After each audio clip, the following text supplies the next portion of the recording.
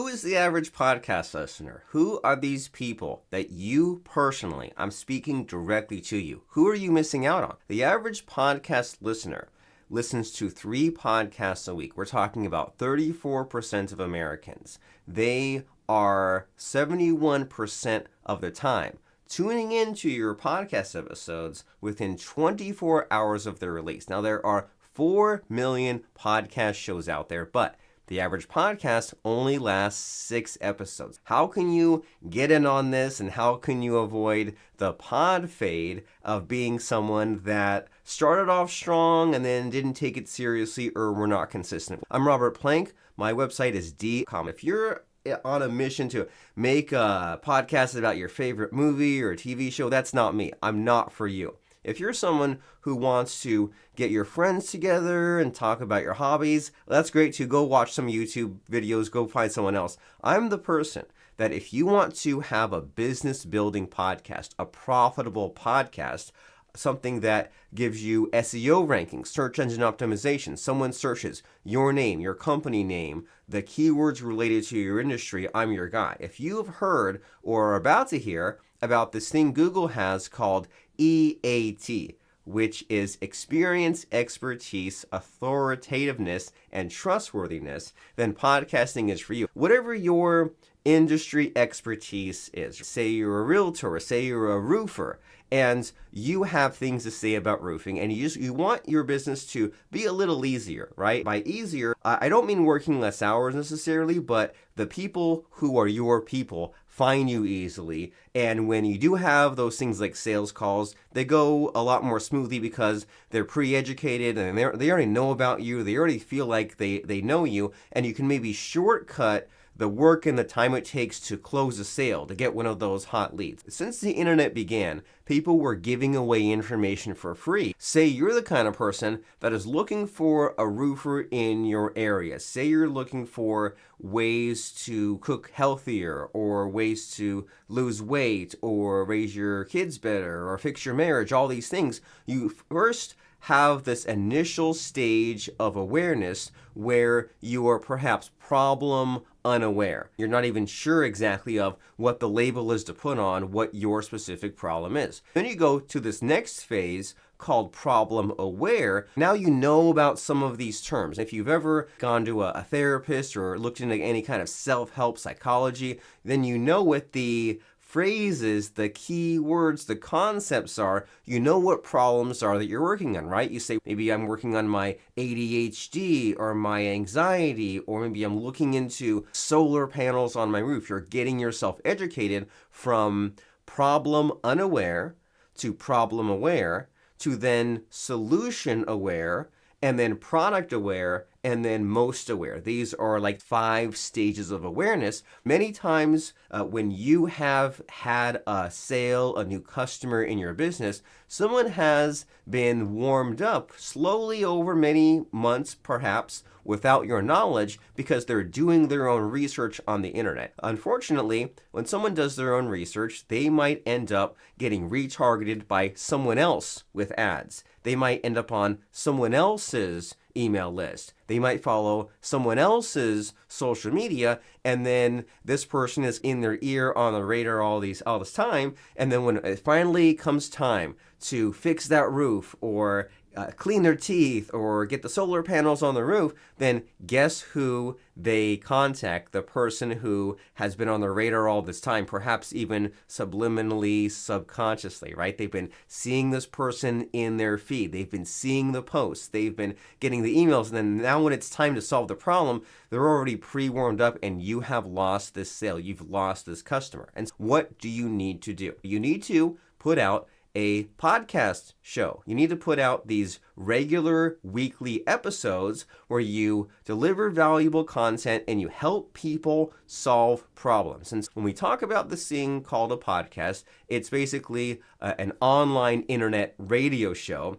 The way radio used to work is you would turn on the radio, maybe you hear like a talk show or something, but you had to tune in at the time. But then things got more advanced and more competitive at the same time, and it became more on demand, so that way someone can search on, for example, Apple Podcasts, and find a podcast about home improvement, home repair, and then they get the weekly tips and tricks and advice, and then that is the content that flows to them. And then they can click a button right there on their app and they can subscribe. And then when you have a new audio episode that comes out, then they get a pop-up, they get a notification, it auto downloads, they listen to this, and then ideally, as they're listening to you, then perhaps you mention your company, you mention some kinds of offers, you mention like a freebie, a free gift, and then whenever they're like, hey, I'm finally ready to take this next step,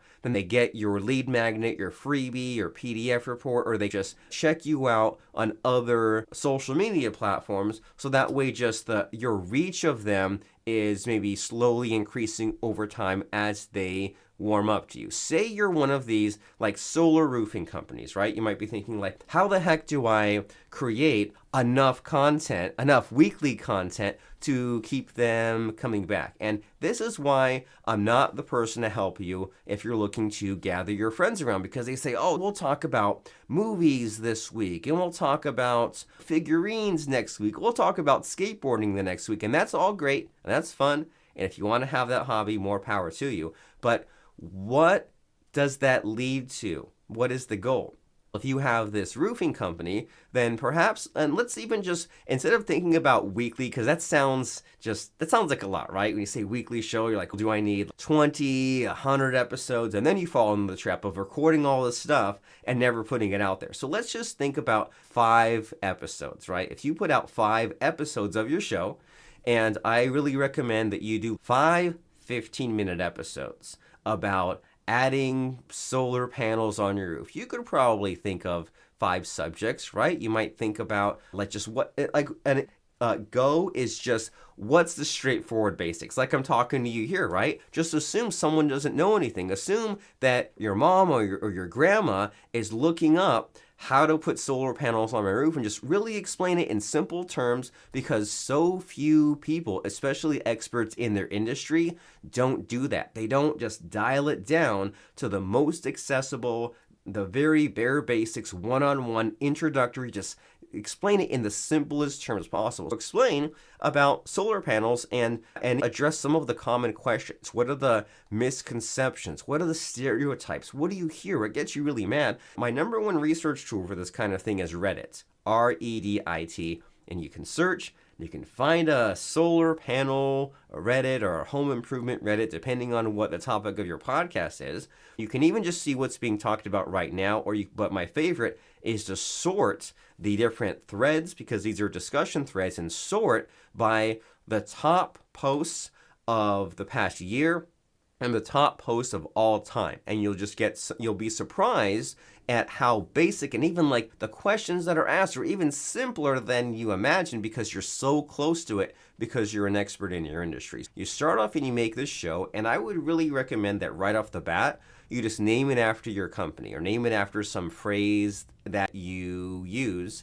And if you're a personal brand, if you're a solopreneur, entrepreneur, digital marketer, how about by default, just name it the Your Name Show. It might even be available. If not, the name of perhaps your book or the name of your company. Just think to begin of these first 5 episodes, and even think about just the first episode and make it an introductory 15 minutes into what it is that you do and how you stand out, and just what are the problems that someone solves, and if someone is looking into you, what are their current emotional fears and frustrations? Not necessarily the facts, but just like, why are they hesitating? What's holding someone back? One of my favorite people who I met from podcasting is called Eric Lofholm, and he said, people need encouragement more than they need advice. People need encouragement more than they need advice. And what that says to me is that all the information is out there, right? It's on the podcast, it's on Google searches, YouTube videos. So someone can look into this, but there's still reasons why they're hesitating, right? There's reasons why people aren't losing weight, aren't going back to college, aren't starting that business of their dreams. They do need some step-by-step instruction, but they also just need some encouragement on starting. And that's where your podcast comes in. And that's how you can create unlimited content and still be interesting, is with stories and with having guests. Because you make these first few handful of podcast episodes and you run out of information pretty quick, right? What can you really say about solar panels and putting solar panels on your roof? And that is why at that point it might be time to enlarge the scope of your podcast, because there are no rules. And you can make your podcast about whatever you want. You can change the premise, you can change the name, but I would really consider that, say you are a contractor, right? Say you are a solar panel roofer installer, whatever the term is. Then after a while you run into stuff, but then think about the wider scope of home improvement. And maybe you can invite other contractors or other experts, or maybe you have the knowledge, and talk about these other things, right? Talk about smart home devices, talk about how to soup up your HVAC system, or save money on your heating and cooling, or talk about like curb appeal, or how to increase the value of your home and build another room. Do you see how the ideas just flow if you enlarge the scope of this?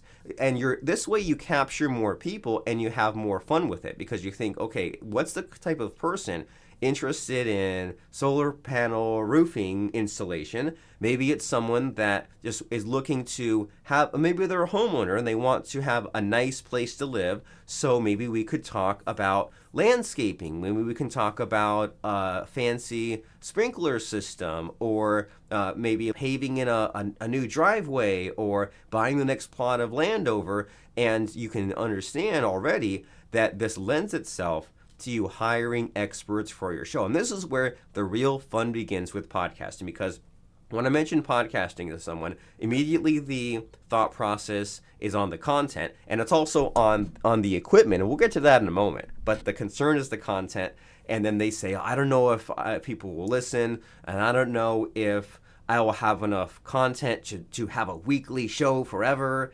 It doesn't have to be weekly. It is best if it is weekly. But you only need to think about these first 5 episodes, and then just think about the people. Now, the good news here about people on podcasts is the world is filled with people who appear on podcasts, and people who would in fact love to appear on your podcast. And sure, you won't get everyone, and there are some people that are a little bit on their high horse, and they will only appear on a podcast if it gets like 1 million downloads. But if you have a new, untested podcast, that can actually be a benefit, because let's say you've had a podcast for a bunch of years and only got a few downloads, that's bad. But if you have a new podcast, enough time has not passed yet for you to even know, for it to get any traction. So if you're a new up-and-comer, fresh, brand new podcast, and of course you can and should play with it and maybe ask your people in your orbit, ask your customers, what about you really stands out, and ask your customers what drew them to you. Do they like your personality, your customer service, your attention to detail? And you can put that into your podcast, because here's the thing I always dive deep into with my podcast guests is if there's someone that really has their business dialed in, I'm drilling deep into the secret of their success, and I'm asking them about their mindset, about their work ethic, about their time management, and about especially the problems that they have overcome. Because you think about what is a story, right? A story has a hero, which is the person listening, or perhaps you, and a story has a villain, which are maybe the difficulties, obstacles you've come across, and the people that have been negative to you and have stopped you along the way. And an interesting story does not just go start to finish, right? There's ups and downs. And so the most interesting thing I think with podcasting is jumping into someone's weaknesses, vulnerabilities, past failures, frustrations, and what they've had to do to toughen up, think better, act better, do better, and rise above it, and then solve their problem and become the person that they are today, which of course is not perfect, but they are moving on to something even bigger and better. So you talk on a podcast about your scars, not your wounds, right? If you're going through a divorce right now, don't podcast about that. Don't talk about it. But say you went through a divorce 5, 10 years ago and you made your life super great and it's a heck of a lot better now, and divorce is actually the best thing that happened to you and it forced you to rethink some things, get on a better path, and maybe you're single and happy now. Maybe you're living in a bigger house. Maybe you're married to like the right person now. Who knows what happened? But that is an interesting, compelling story. And in that example, there are all sorts of podcasts for men and all sorts of marriage and divorce podcasts that you could then appear on. You create a speaker sheet, like a list of topics about what you're knowledgeable about, and then a list of questions someone could ask of you and a short bio, and you send those over to other podcast shows. And then those hosts of those podcasts, you invite them to your podcast. And then you also look at those podcasts that you're applying to and look at the other guests they've had, and you contact them and say, hey, I saw that you were on such and such podcast. Would you like to be on my podcast? It's similar but different. And this is called networking. And some people are just like natural social creatures, right? And I'm not one of them. And what I've thought of and I've observed is that when someone is a nice social person, they're always looking for new people just to be nice to talk to smile to. They don't, if someone is a social person, they don't just have their close-knit circle of 5 or 10 friends and that's it. No one else is allowed. They might actually be continuously on the move, right? They might be looking for new friends to replace their existing friends, and that's a whole other thing. But the point is that no matter what you do, you're not networking enough and you're not talking to enough people. And I really think that there are different stages in your business, especially the way that you grow it, right? First, there's the stage of your proof of concept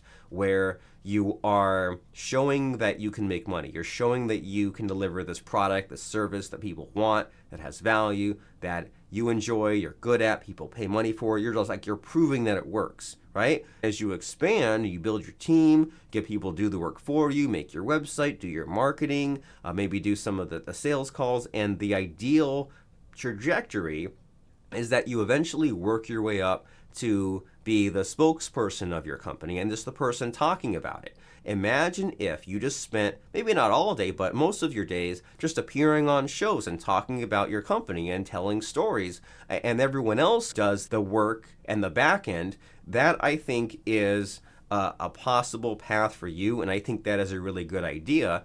And this way you're getting all this publicity, all this PR, all this buzz, and then even the next level above that is then to begin working on selling your company. And that's where this Rolodex, this networking comes into play, because then you can work on individual people and find a buyer for your business. And if you can become the kind of person that like overcomes your own self-sabotage and your own limiting beliefs, your own negative self-talk, and just go out there and talk to people, get on shows, and have people on your shows, then that is how business is done and always has been done and always will be done. And I know that when I would go on message boards, when I would attend offline networking events, it was always very hit or miss, right?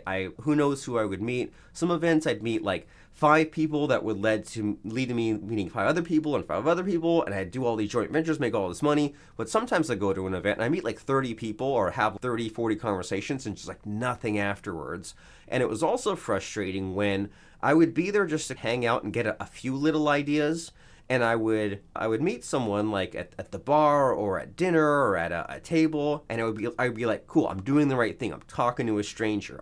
Or maybe I would see the name tag and be like, hey, I know that person from years ago from online, and now I'm meeting them in person. Or they would recognize me and notice me, and they would just want to talk business. Or they would be like, what can you do for me? And I'd be like, I'm more interested in your own personality and in the small talk and in talking about the unimportantness of it, just to figure out the chemistry, right? And to see what comes out and to find out what you value, right? Because if someone is always talking about like money or sports and it's just talking, they're not asking about me, I'm like, that kind of tells me a lot about that person, and they might not be a good person to work with. But if it's more of like a mutual exchange, that's good. And then if they're revealing nothing and they're all about what am I all about? I'm like, maybe that's more of like a predatory person where I can put my shields up a little bit, and maybe this person can be a friend to have at arm's length, or someone to share ideas with or talk to, but not someone to go into business with. And so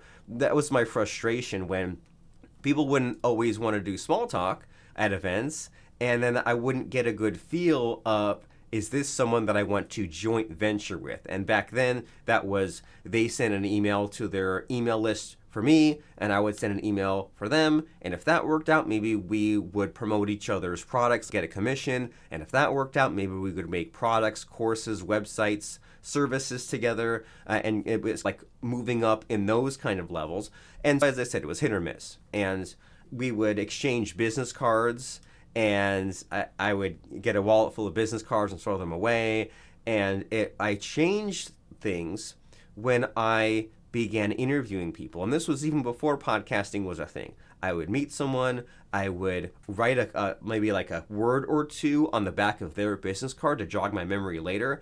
And I would go home, or even still at the event, I would get on my laptop. I would send them an email immediately. And this was even before social media was popular. And I would say, hey, can we meet on Skype? And now it's Zoom, or are you like Riverside? We'd meet online, and nowadays it's two people on video. Back then it was just audio, but I would have a conversation, and it would be 15, 20 minutes, and I would just ask them what they're all about and what makes them unique, and what struggles, challenges that they've gone through, what about their industry is not spoken about enough. And then at the end, we would promote them and say, hey, what's the next step here, right? And here's your website. And one gentleman that comes to mind is this guy named Ryan Healy, who is a very good copywriter. He's had all kinds of amazing clients. I think he's written for Agora Publishing and all kinds of things.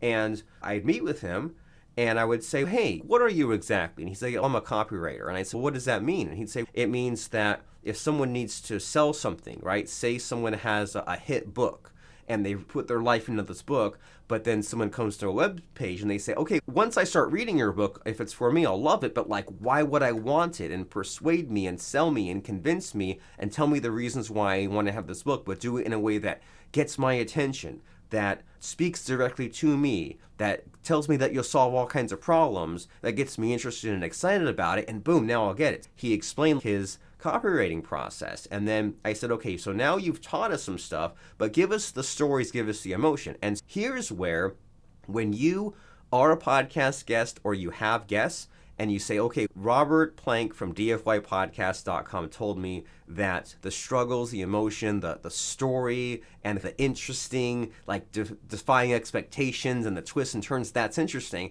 But do I have to say it was a dark and stormy night, or I woke up in an alley? No, here's what you do.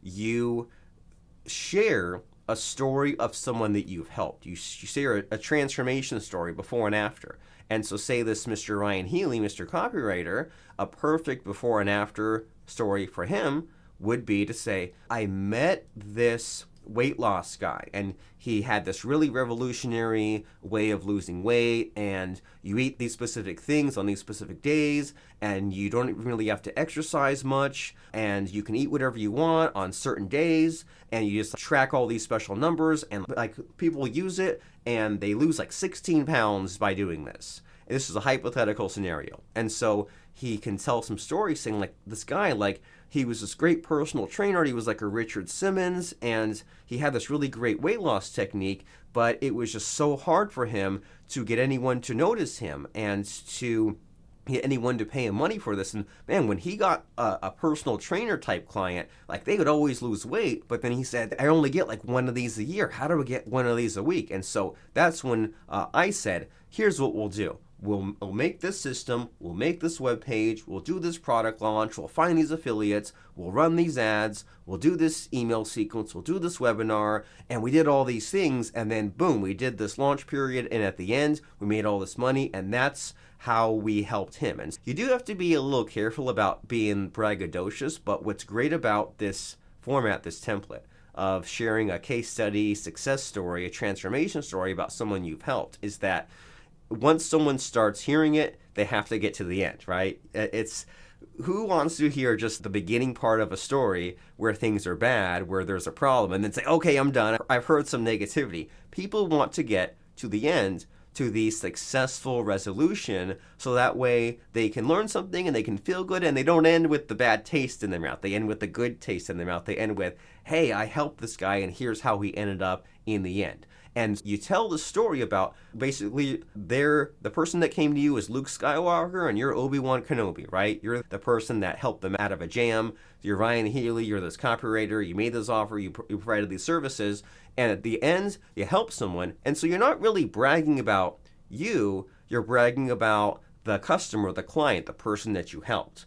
But you help them using your skills, and someone perhaps tuned in to learn about these skills, but you presented it in an entertaining way, right? You didn't just say, here's some step by step. You said, here's a story, here's what happened, here's this person's situation. And many times I find with me personally, when I'm learning something, I'm always thinking like, I know that already, right? I've heard this. I've heard about like the principles of copywriting, but when I hear a story, my defenses are down a little bit, and I don't mind rehearing things I already know because it's told in a different way. And in fact, it feels good. I have the pangs of recognition when I say, hey, he's telling the story, and this whole idea of this with the headline and this with he said this in the email subject line and he put this in the webinar. When I have these kind of light bulb moments, these ahas of like recognition, then that is a lot more fun. When something's funny, when you laugh at something, when something's humorous, it's when you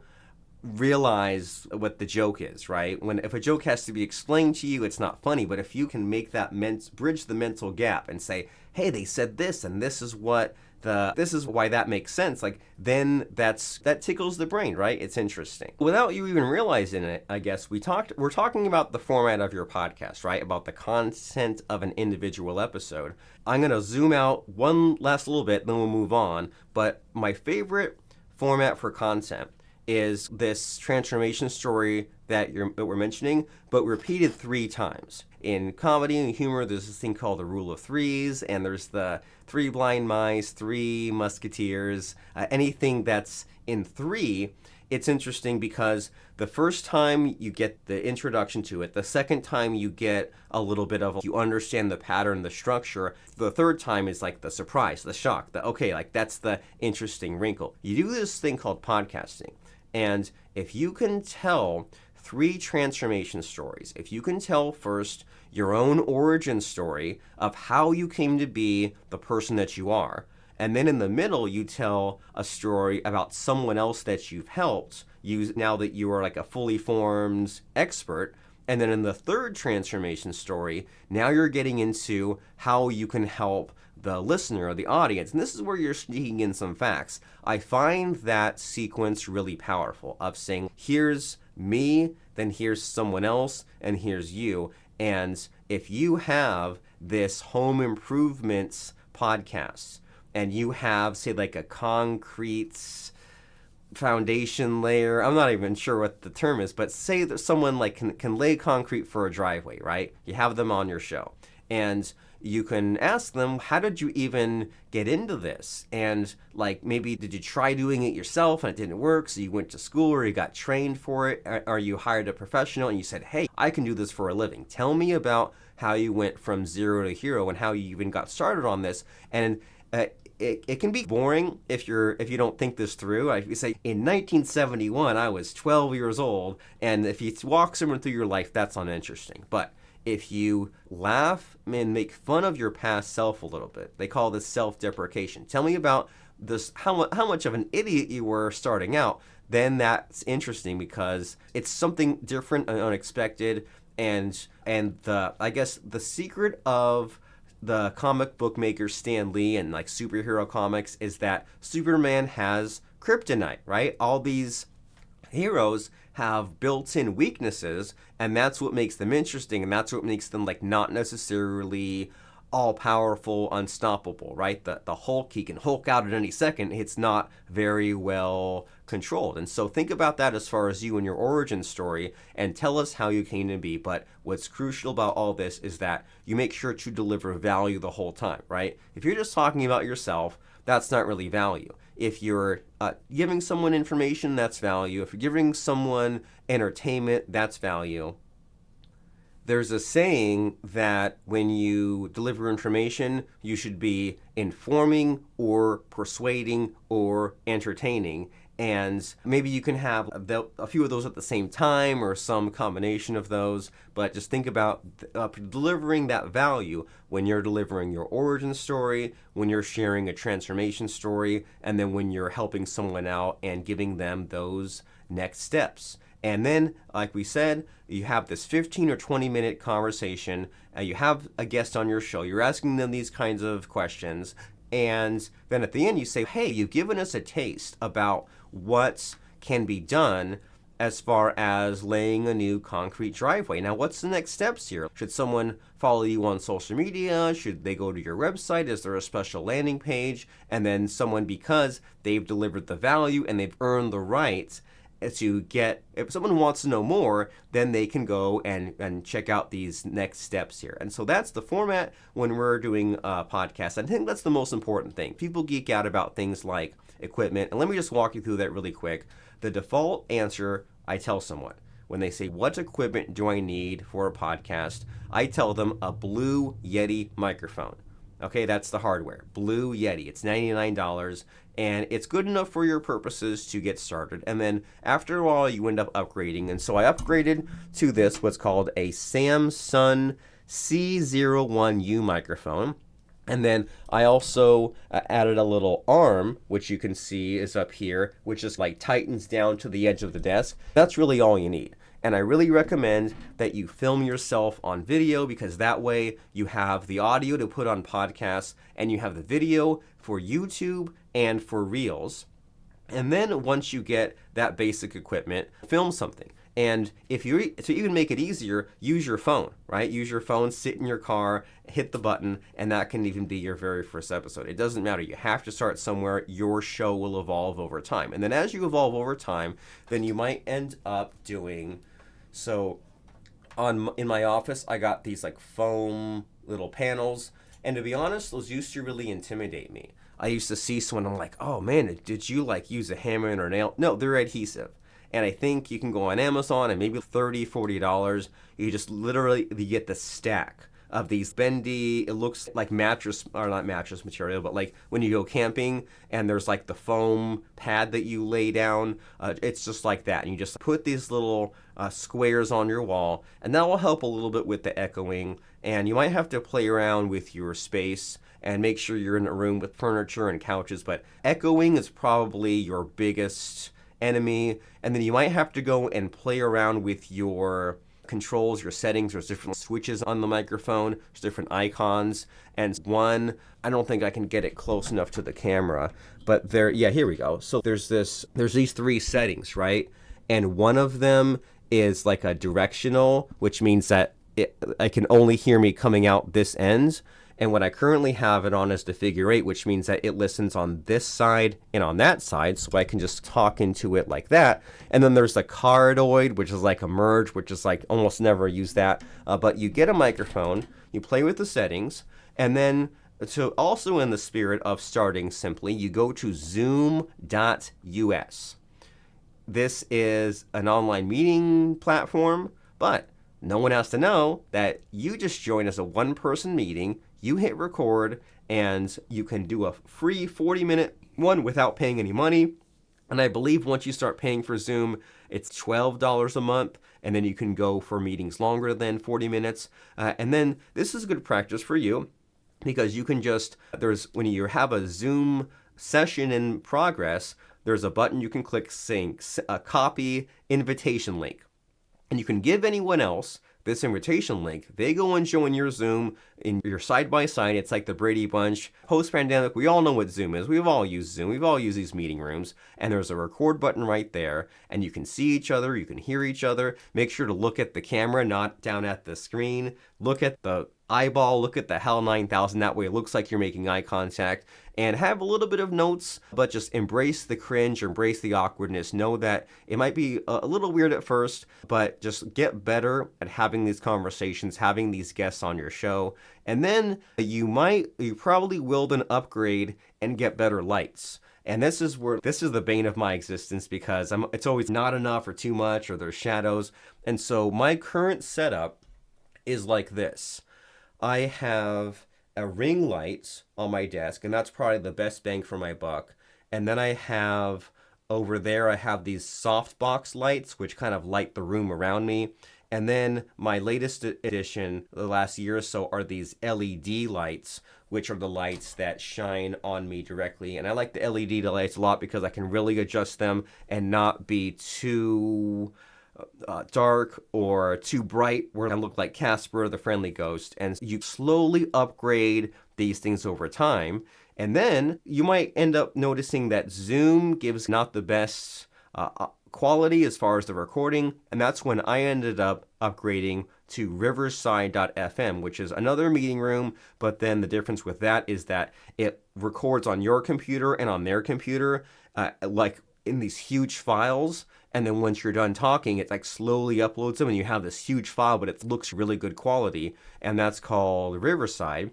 And then, so that takes care of the equipment and the recording and finding people. And so then what? There are things to figure out. My team can help you do that at dfypodcast.com. We'll help you figure out the name of your show and add music and just do all the things, because there is a lot of like video and audio processing involved to get it on a podcast host a certain way. And then you submit it to these podcast directories. Apple Podcasts is the biggest one, and then YouTube Podcasts is probably Spotify is the next biggest one. Apple Podcasts, Spotify, or YouTube Podcasts, and there are just a few of these platforms such as Audible and iHeartRadio, where your podcast has what's called an RSS feed, which is basically just a list of your episodes. And then these platforms like Spotify and Audible, they're looking at your RSS feed, your list of episodes, once or twice a day. And when they see, oh, okay, it's got 5 episodes, and then they check it again and there's episode 6, they put it on their platforms, they notify all their subscribers, and that is how people get notified when you have a new episode. And one thing before I move on, I keep forgetting also, I have a green screen behind me as well. So we upgraded the equipment, and I ended up, you can buy like a sheet, but I ended up buying like a $200 screen, like literally like a screen, like back in school when they like pull down the map in front of the class. It's that kind of material. And then I hang a black just bed sheet over it and clip it to the top, so that way when I want to have the green screen behind me, I can. But then when I'm just doing an interview or video like this, I can have the black background. So anyway, little detour there. But anyway, back to getting your podcast out there. You record video, and you record it in Zoom, and then you hand it to me and my team to get it turned into, add the music and get it turned into video and audio. And I'm not going to walk you through all that. There's all kinds of software, right? It's like Adobe Premiere is great for this sort of thing, but you get it put into, first of all, this audio format, and then you publish it to a podcast host. We like podcasts by Spotify, formerly Anchor. We like Buzzsprout, we like Libsyn. These are just, they're like blogs, but it has the podcasting element of it built in. And you put it on these special podcast hosts, and then you send your feed to Apple Podcasts, Spotify, Audible, all these places. So that way when you post a new episode, people see it. And these podcast platforms are just new ways that people find you. I know that when I'm looking for a new podcast, I go to the podcast app in Apple. I'm not necessarily looking around on specific websites. So you get all these subscribers that you wouldn't normally get. And then you place these video recordings on YouTube as well. So that way there's the video aspect. That way when someone comes on your show, it's you and them side by side. And then you post on social media. Now here's the problem with social media is that Mark Zuckerberg and Elon Musk, etc., they don't want you to steal their customers, their visitors, right? If you make a post on Facebook and someone clicks off of Facebook, they don't really like that so much. And the Facebook people aren't trained for that, right? They don't like clicking off. There's always these huge statistics, such as this. 70 to 80% of people on social media only read the headlines. So only 20% of people read past a headline, and they share, they comment without even reading it. So good luck getting someone to click over to your website and listen to your audio. But some people will, but if you only post these links on social media, then this is why you're not getting reach, you're not getting engagement. So what do? You need to post your content directly on these social media platforms, because that means that your posts get engagement, which the algorithm likes, right? Elon Musk and Mark Zuckerberg, they like when you post something that gets someone to interact with Facebook or X more. And then people are trained for this. They're just scrolling, they're getting your little bite-sized content, they're moving on. Maybe they will like your page, and then when it's a better time for them and they want to jump into more deep dive, then they can. And so these are called reels. This is where you take these parts of your show and you get these 59-second clips of you and or your guest saying something interesting and valuable and helpful. If you've ever been on LinkedIn, you see these all the time, right? You scroll through LinkedIn, you see these short form videos with usually the captions burned in.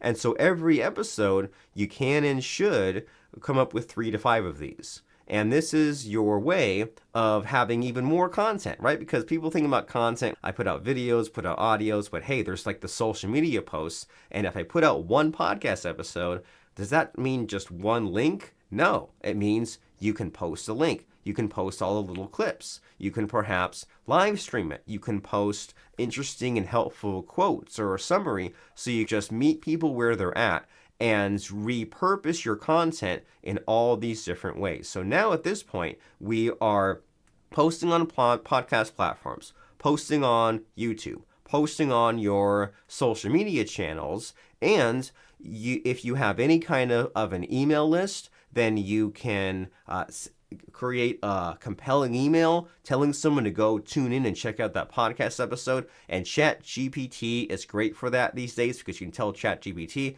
I have a podcast episode about these topics. You can give ChatGPT the full transcript and say, write me a compelling email that gets someone to click, and by gosh, it sure does. And then you can and should follow up with your guests. And this is another thing where people just don't understand the power of podcasting, because you can use the network of your guests to amplify your show. And so there's 2 people that really impressed me with this. Early on when I did podcasting, I met some nice lady named Katrina Sawa, who lives about 90-minute drive north of me in Sacramento, California.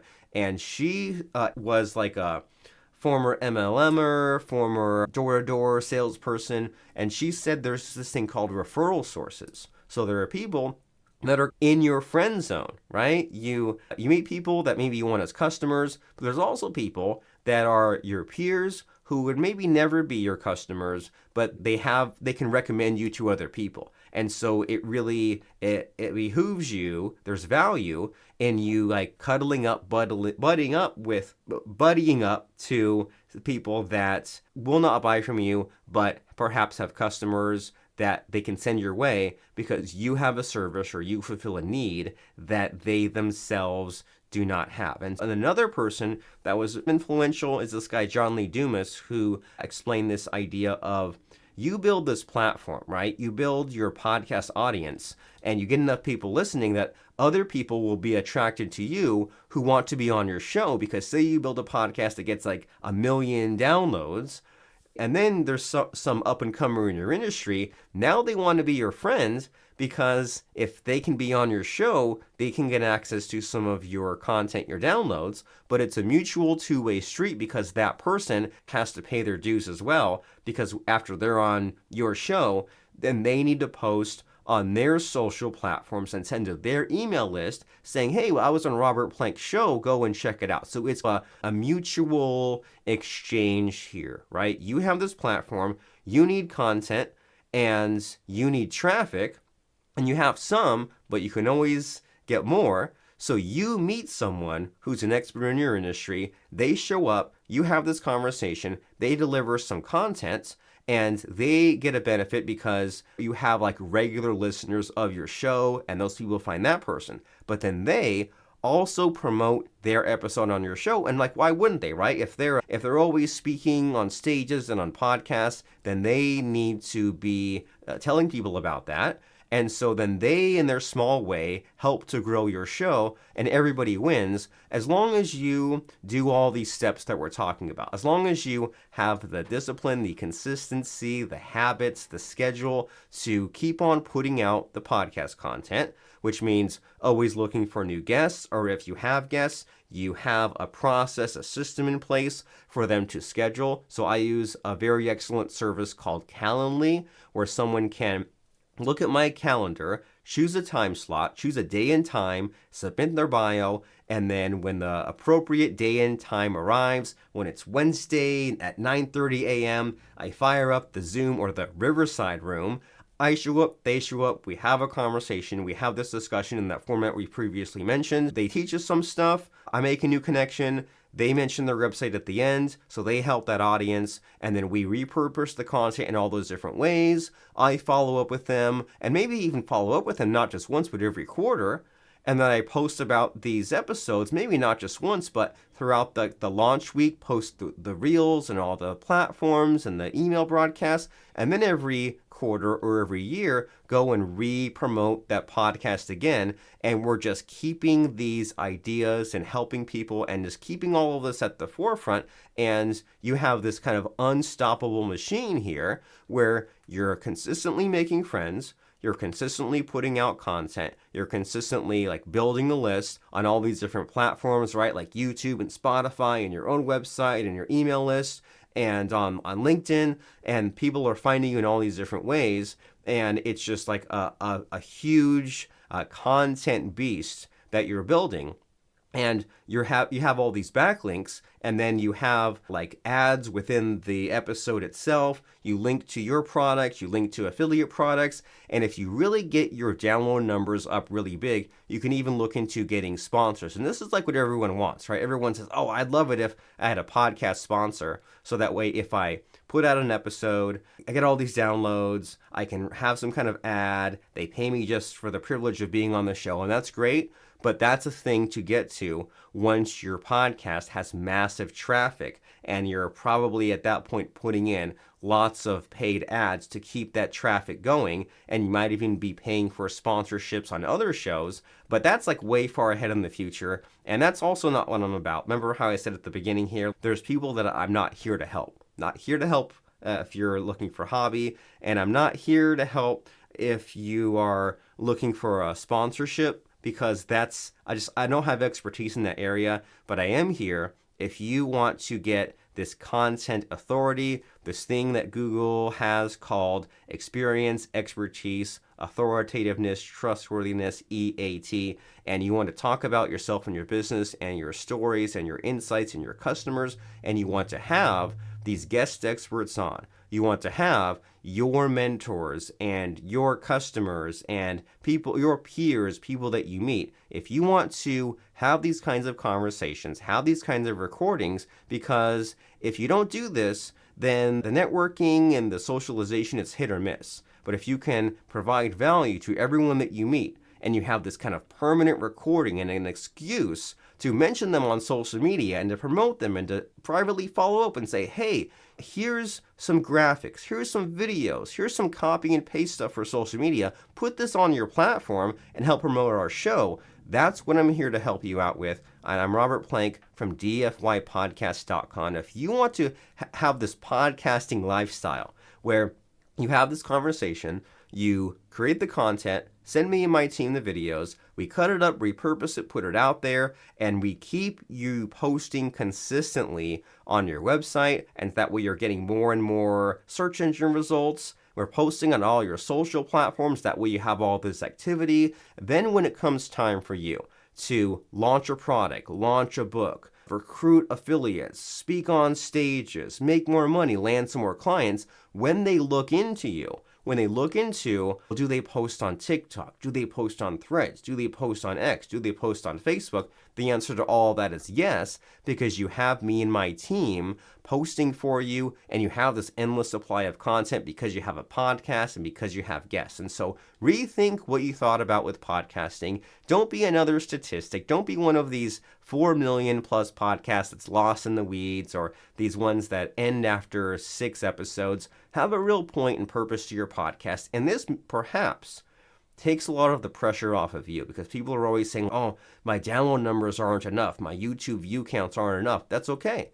Your podcast is here to get you customers and clients. So you don't need thousands of views, thousands of listeners. You just need the right listeners and the right people looking for you and finding you. The average podcast listener spends 7.4 hours per week listening to podcasts. That's crazy. So you can have these loyal people, and people are always discounting what 100 people means, right? If you get 100 clicks, 100 views, 100 plays on your video, that's not a lot. But if you gathered 100 people in a room, that's quite a bit. And Google search, look at what it looks like to have 100 people in a room. And if you had 100 people listening from start to finish of your podcast episode, start to finish of your YouTube videos, like perhaps you're doing right now, that's a real valuable person. And that is the point of the internet, to share information, but also add some automation, right? To have the power of someone just playing a video to do the pre-selling and the warming up for you. So that way, when it comes time for them to think of, who do I trust? Who do I want to buy from? Who do I already know? It's you, because you had a podcast. So let's get one of these conversations started. If you're someone that wants to just give us the content, we do the work for you, and you grow your show, contact me, find me. We'll have a link in the description. Robert Plank, DFYpodcast.com. Don't be a stranger. Talk to you soon. Bye for now.